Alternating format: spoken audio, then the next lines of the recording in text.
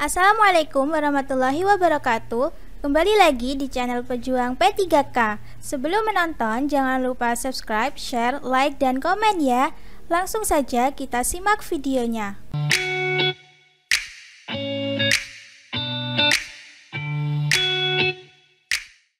1. Sejak dulu dalam dunia pendidikan sudah ada ujian nasional. Hal ini dilakukan untuk mengetahui sejauh mana kualitas pendidikan di negeri ini. Ironisnya, setiap kegiatan ujian nasional berlangsung terjadi perilaku negatif, seperti bocornya soal, saling menyontek, dan tipu daya lainnya yang menjadikan kualitas pendidikan perlu dipertanyakan. Perilaku yang menyebabkan permasalahan tersebut adalah A. Kecanggihan teknologi informasi dan komunikasi. B. Kerjasama yang baik antara penyusun soal dan percetakan. C. Kerjasama yang baik antara percetakan dan kurir pengantar soal. D. Semangat kompetisi dalam kebaikan di kalangan siswa rendah. E. Kerjasama yang baik antara penyusun soal, percetakan, dan penjual kunci jawaban. Jawabannya adalah D. Semangat kompetisi dalam kebaikan di kalangan siswa rendah. Pembahasan. Perilaku yang menyebabkan permasalahan dalam ujian nasional seperti bocornya soal, saling menyontek, dan tipu daya lainnya dapat disebabkan oleh semangat kompetisi dalam kebaikan di kalangan siswa yang rendah. Ketika siswa merasa terlalu tertekan untuk mencapai hasil yang tinggi dalam ujian, hal ini bisa memicu perilaku curang atau tidak etis seperti mencoba mendapatkan kunci jawaban dengan cara yang tidak sah. Kecanggihan teknologi informasi dan komunikasi, kerjasama antara penyusun soal dan percetakan, kerjasama antara percetakan dan kurir pengantar soal, atau kerjasama antara penyusun soal, percetakan, dan penjual kunci jawaban mungkin juga berkontribusi pada masalah ini. Tetapi akar permasalahan seringkali berasal dari tekanan dan kompetisi yang berlebihan di kalangan siswa. 2. Guru adalah orang tua kita juga. Mereka sangat berjasa sehingga menjadikan kita memiliki ilmu sebagai bekal yang sangat berharga untuk keselamatan hidup di dunia sampai akhirat. Kita wajib hormat dan patuh kepada para guru. Berikut yang menunjukkan hikmah hormat dan patuh kepada guru adalah A. Memperoleh kemudahan dalam hidup. B. Memperoleh keuntungan dalam bekerja apapun. C. Memperoleh kesulitan dalam menghadapi orang lain. D. Menjadikan seseorang selalu ingat sikap guru yang kurang baik. E. Menjadikan seseorang dewasa karena teringat tuntunan guru tertentu saja. Jawabannya adalah A. Memperoleh kemudahan dalam hidup. Pembahasan. Salah satu hikmah dari hormat dan patuh kepada guru adalah memperoleh kemudahan dalam hidup. Ketika seseorang menghormati dan patuh kepada guru, ia menciptakan lingkungan belajar yang baik dan harmonis di mana pengetahuan dapat dipindahkan dengan efisien. Lebih lanjut, penghargaan dan patuh kepada guru dapat membuka pintu untuk pemahaman yang lebih baik tentang berbagai aspek dalam hidup, yang pada gilirannya dapat membantu seseorang meraih kemudahan dalam hidupnya, terutama dalam aspek pendidikan dan pengetahuan. Meskipun hikmah lainnya seperti memperoleh keuntungan dalam bekerja atau memperoleh kedewasaan karena tuntunan guru tertentu juga dapat terjadi, yang paling mendasar adalah pemahaman dan peningkatan dalam ilmu pengetahuan yang membantu seorang dalam menghadapi kehidupan dengan lebih baik. 3. Abdul adalah anak kelima dari 5 bersaudara. Sebagai anak terakhir, dia hidup bersama ibu yang sudah tua karena bapaknya sudah meninggal. Abdul sering menghadapi situasi yang sulit dalam bersikap ketika ibunya menghendaki sesuatu yang tidak mudah dituruti. Perilaku Abdul yang menunjukkan hormat kepada orang tua adalah A. Selalu menuruti kehendak ibu. B. Selalu bertutur kata yang sopan dan halus. C. Mengingatkan kesalahan ibu dengan tegas. D. Mengabaikan keinginan ibu yang sulit dipenuhi. E. Meminta ibu untuk selalu menuruti permintaannya. Jawabannya adalah B. Selalu bertutur kata yang sopan dan halus. Pembahasan. Perilaku Abdul yang menunjukkan hormat kepada orang tua adalah selalu bertutur kata yang sopan dan halus. Ini adalah cara yang baik untuk menghormati orang tua, terutama ketika dalam situasi yang sulit atau ketika mereka menghendaki sesuatu yang sulit untuk dipenuhi. Menggunakan kata-kata sopan dan halus mencerminkan rasa hormat dan penghargaan terhadap orang tua, bahkan ketika ada perbedaan pendapat atau permintaan yang sulit dipenuhi. Hormat kepada orang tua bukan berarti selalu menuruti semua keinginan mereka, tetapi berarti berkomunikasi dengan sopan dan mencoba memahami pandangan mereka sambil tetap menjaga adab dan hormat. 4. Setiap muslim dituntut memiliki sikap syaja'ah, yaitu keberanian dan keperwiraan yang didasari kesabaran. Suatu sikap mental seseorang dapat menguasai jiwanya dan berbuat menurut semestinya sesuai ajaran agama Islam. Berikut ini perilaku yang bukan termasuk syaja'ah adalah: A. Rasa takut kepada Allah. B. Yakin akan pertolongan Allah. C. Mengandalkan kekuatan materi. D. Lebih mencintai akhirat daripada dunia. E. Berani dengan pertimbangan yang matang. Jawabannya adalah C. Mengandalkan kekuatan materi. Pembahasan. Perilaku yang tidak termasuk dalam syaja'ah adalah mengandalkan kekuatan materi. Syaja'ah adalah keberanian dan keperwiraan yang didasari oleh iman, kesabaran, rasa takut kepada Allah, dan keyakinan akan pertolongan Allah. Ia mencerminkan keteguhan iman dan kesanggupan untuk bertindak sesuai dengan ajaran agama Islam. Mengandalkan kekuatan materi lebih mencerminkan ketergantungan pada aspek dunia dan materi, yang tidak selalu sejalan dengan nilai-nilai keberanian dan keperwiraan dalam Islam. Syaja'ah dalam Islam lebih fokus pada keberanian yang didasari oleh prinsip-prinsip agama dan moral. 5. Sebagai seorang pelajar, Ahmad selalu berusaha berinteraksi baik dengan sesama. Terhadap teman satu kelas, ia selalu baik. Ketika ulangan di kelas, Ahmad tidak pernah berbuat curang. Berikut ini yang tidak termasuk keuntungan memiliki sifat jujur adalah: A. Disayangi oleh sesama teman. B. Dikasihi oleh orang tua dan guru. C. Memperoleh sanjungan orang. D. Memiliki hati yang tentram. E. Mendapat pahala yang besar. Jawabannya adalah C. Memperoleh sanjungan orang. Pembahasan. Keuntungan memiliki sifat jujur adalah banyak, termasuk disayangi oleh sesama teman, dikasihi oleh orang tua dan guru, memiliki hati yang tentram, dan mendapat pahala yang besar di sisi agama. Namun, sifat jujur seharusnya bukan untuk mencari sanjungan atau pujian dari orang lain. Sifat jujur seharusnya dilakukan dengan tulus, dan karena itulah yang benar, bukan untuk mendapatkan sanjungan atau pengakuan dari orang lain. Jadi, meskipun sifat jujur dapat mendatangkan penghargaan dan pujian, tujuan utama memiliki sifat jujur seharusnya adalah karena itulah yang benar dan sesuai dengan nilai-nilai yang baik. 6. Setiap hari kita menyaksikan perempuan tampil dengan berbagai macam model pakaian. Pakaian yang digunakan banyak yang kurang sesuai syariat. Ketentuan aurat seorang perempuan adalah: A. Bagian tubuh tertentu di sekitar dada dan kemaluan. B. Seluruh bagian tubuh kecuali muka dan telapak tangan. C. Bagian tubuh yang tertutup baju dan bawahan. D. Bagian tubuh antara pusar dan lutut. E. Seluruh bagian tubuh yang tidak etis dilihat oleh pria. Jawabannya adalah B. Seluruh tubuh kecuali muka dan telapak tangan. Pembahasan. Ketentuan aurat seorang perempuan dalam Islam adalah seluruh bagian tubuh kecuali muka dan telapak tangan.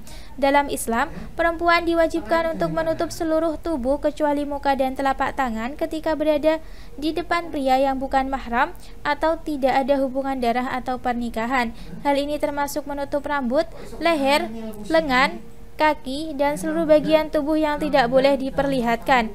Ini adalah aturan yang penting dalam menjaga kehormatan dan kesopanan dalam berpakaian menurut syariat Islam. 7.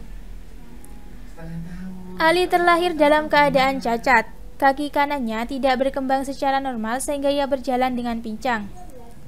Tapi ia tidak pernah menyalahkan siapapun atas cacat yang dialaminya. Ia pun tidak merasa minder atau patah semangat karena keadaannya. Sikap Ali tersebut merupakan perilaku: A. Melawan takdir. B. Menunggu takdir. C. Menerima takdir dengan ikhlas. D. Merenungi takdir. E. Acuh tak acuh terhadap takdir. Jawabannya adalah C. Menerima takdir dengan ikhlas. Pembahasan. Sikap Ali yang menerima takdir dengan ikhlas adalah perilaku yang ditunjukkan Ali. Ia tidak menyalahkan siapapun atas cacat yang dialaminya, dan ia juga tidak merasa minder atau patah semangat. Ini adalah contoh sikap yang positif dan ikhlas dalam menghadapi takdir atau nasib yang mungkin tidak sesuai dengan harapan. Ali menerima kondisinya dengan kesabaran dan ketulusan hati. 8. Ansori merupakan anak sulung dari 3 bersaudara dari pasangan Hartono dan Fatimah. Ia bercita-cita ingin menjadi dokter walaupun kondisi keluarganya tergolong kurang mampu. Ansori berusaha keras dan berdoa untuk meraih cita-citanya. Perilaku yang bukan menunjukkan tanda beriman kepada qada dan qadar adalah A. Menerima apa adanya, B. Bercita-cita yang tinggi, C. Semangat yang tak kenal lelah, D. Tangguh dalam berusaha, E. Menyadari kekurangan. Jawabannya adalah A. Menerima apa adanya. Pembahasan. Perilaku yang bukan menunjukkan tanda beriman kepada qada dan qadar adalah menerima apa adanya, tanpa berusaha atau berdoa untuk meraih cita-cita. Beriman kepada qada dan qadar adalah keyakinan bahwa segala yang terjadi dalam hidup kita adalah ketetapan Allah. Namun, hal ini tidak berarti kita tidak boleh bercita-cita atau berusaha untuk mencapai tujuan. Sementara itu, pilihan B hingga E seperti bercita-cita yang tinggi, semangat yang tak kenal lelah, tangguh dalam berusaha, dan menyadari kekurangan adalah sikap yang sesuai dengan beriman kepada qada dan qadar. Beriman kepada qada dan qadar tidak menghalangi seseorang untuk berusaha dan memiliki cita-cita tinggi, tetapi tetap meyakini bahwa hasil akhirnya ada dalam kehendak Allah. 9. Iman kepada hari kiamat mempunyai nilai yang sangat tinggi dalam kehidupan manusia. Adanya hari kiamat menunjukkan bahwa kehidupan dunia memiliki tujuan, bukan sekedar hidup lalu mati dan tidak punya kelanjutan lagi. Oleh karena itu, dengan beriman kepada hari kiamat mempunyai beberapa hikmah.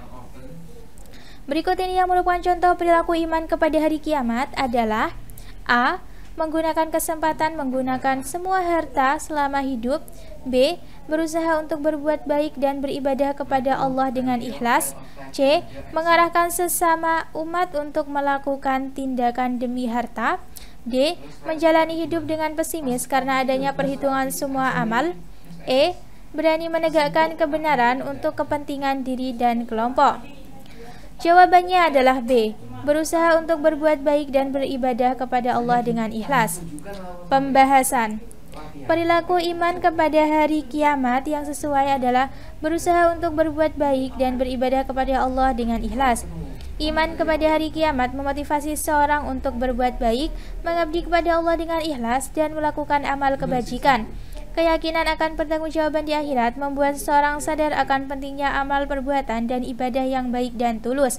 Sementara pilihan-pilihan lain seperti menggunakan kesempatan untuk menghabiskan semua harta, mengarahkan sesama untuk tindakan demi harta, menjalani hidup dengan pesimisme, atau menegakkan kebenaran untuk kepentingan diri dan kelompok, tidak secara khusus mencerminkan perilaku iman kepada hari kiamat.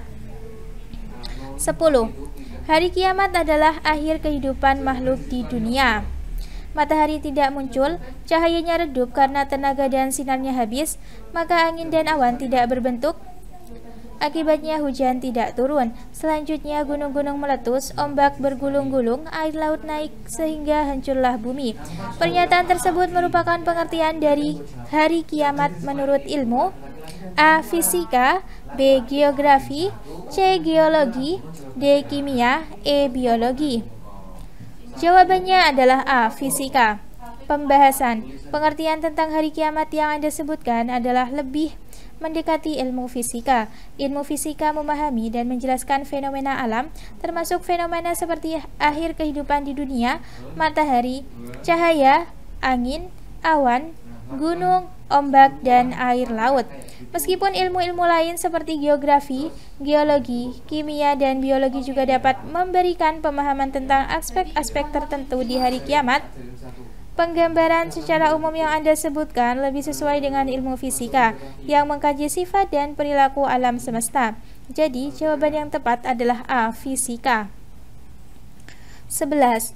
Sebagai seorang muslim wajib mengimani rasul-rasul Allah Subhanahu wa taala. Sikap mengimani para rasul berarti mengikuti setiap ajaran yang telah disampaikan kepada para rasul.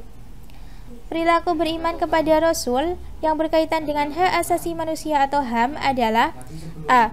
Menjauhi segala larangan para rasul. B. Meneladani segala perilaku para rasul. C. Tidak mengkultuskan rasul-rasul Allah Subhanahu wa taala. D. Memuliakan tugas dan kedudukan para rasul. E. menghindari kekerasan terhadap umat Rasul? Jawabannya adalah E. Menghindari kekerasan terhadap umat Rasul. Pembahasan. Perilaku beriman kepada Rasul yang berkaitan dengan hak asasi manusia atau HAM adalah menghindari kekerasan terhadap umat Rasul. Hak asasi manusia adalah hak-hak yang diberikan kepada setiap individu tanpa diskriminasi, dan ini termasuk hak untuk tidak mengalami kekerasan atau penindasan. Menghindari kekerasan terhadap umat Rasul adalah sikap yang mencerminkan penghormatan terhadap ajaran dan tugas para Rasul yang mengajarkan nilai-nilai keadilan, perdamaian, dan penghargaan terhadap hak asasi manusia. Itu sejalan dengan beriman kepada Rasul dan menghormati ajaran-ajaran mereka. 12. Beriman kepada Rasul Allah SWT termasuk rukun iman yang keempat. Para Rasul adalah manusia pilihan yang diutus untuk menyampaikan ajaran yang benar kepada seluruh umat manusia. Perilaku yang tidak termasuk tanda-tanda beriman kepada Rasul Allah SWT adalah A. Mengimani kebenaran semua ajarannya. B. Mematuhi dan melaksanakan ajarannya. C. Meyakini tugas dan fungsi dari Rasul Allah. D. Menerapkan syariat umat terdahulu. E. Meningkatkan keimanan kepada Rasul-Rasul.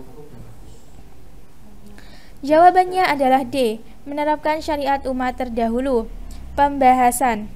Perilaku yang tidak termasuk tanda-tanda beriman kepada Rasul Allah adalah menerapkan syariat umat terdahulu. Rasulullah adalah diutus untuk membawa ajaran yang baru dan khusus bagi umatnya, dan lalu menerapkan syariat umat terdahulu tidak mencerminkan iman kepada Rasul dan ajarannya yang baru.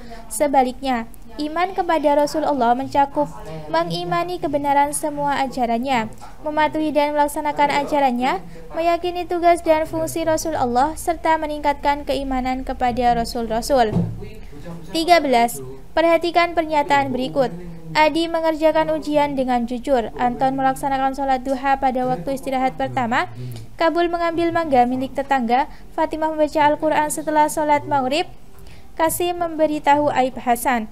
Perilaku yang sesuai dengan Asmaul Husna Al-Karim dilakukan oleh A. Adi, Kabul, dan Kasim. B. Adi, Kabul, dan Anton. C. Adi, Anton, Fatimah.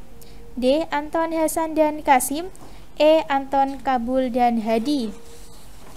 Jawabannya adalah C. Adi, Anton, Fatimah. Pembahasan. Perilaku yang sesuai dengan Asmaul Husna Al-Karim yang maha pemurah dilakukan oleh Adi, Anton, dan Fatimah. Adi mengerjakan ujian dengan jujur. Anton melaksanakan sholat duha pada waktu istirahat pertama, dan Fatimah membaca Al-Quran setelah sholat maghrib. Ini adalah tindakan-tindakan yang mencerminkan sifat kemurahan dan kebaikan. 14. Allah SWT menugaskan malaikat untuk mengawasi manusia dalam kehidupan sehari-hari. Raqib dan Atid adalah malaikat yang bertugas untuk mencatat amal perbuatan manusia. Perilaku yang mencerminkan beriman kepada malaikat adalah A. Selalu meningkatkan ibadah dan amal soleh. B. Selalu membayar zakat di hadapan orang lain. C. Selalu mengabarkan hasil usahanya kepada orang lain. D. Selalu menjalankan sholat 5 waktu tanpa beramal soleh.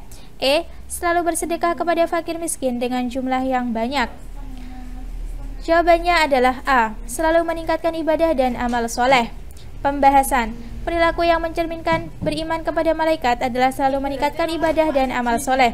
Malaikat Raqib dan Atid bertugas mencatat amal perbuatan manusia, dan dengan meningkatkan ibadah dan amal soleh, seseorang menunjukkan kesadaran akan pengawasan Allah dan malaikatnya, serta keinginan untuk berbuat baik dan mendekatkan diri kepadanya. Ini adalah tindakan yang mencerminkan iman kepada malaikat dan kepatuhan terhadap perintah Allah. 15. Melalui iman kepada kitab-kitab Allah SWT, manusia diharapkan dapat meningkatkan kualitas keimanan dan ketakwaannya. Kitab Allah berisi petunjuk yang berkaitan dengan kehidupan di dunia maupun di akhirat. Perilaku yang bukan termasuk hikmah beriman kepada Al-Quran adalah A. Menenangkan hati orang yang membacanya. B. Membuat orang ingkar terhadap kitab Allah. C. Mendapatkan pahala bagi yang membacanya. D. Mendorong untuk mengadakan penelitian ilmiah. E. Memunculkan inspirasi pengembangan ilmu pengetahuan. Jawabannya adalah B. Membuat orang ingkar terhadap kitab Allah. Pembahasan. Perilaku yang bukan termasuk hikmah beriman kepada Al-Quran adalah membuat orang ingkar terhadap kitab Allah. Iman kepada Al-Quran seharusnya membawa seseorang untuk menghormati dan menghargai kitab Allah, bukan untuk membuat orang menjadi ingkar atau menolaknya. Hikmah beriman kepada Al-Quran meliputi menenangkan hati orang yang membacanya, mendapatkan pahala bagi yang membacanya, mendorong untuk mengadakan penelitian ilmiah, dan memunculkan inspirasi pengembangan ilmu pengetahuan. Ingkar terhadap Al-Quran adalah perilaku yang bertentangan dengan iman kepada kitab Allah. Terima kasih sudah menonton video ini. Jangan lupa like, comment, share, dan subscribe channel ini. Sampai jumpa di video selanjutnya. Semangat berjuang P3K.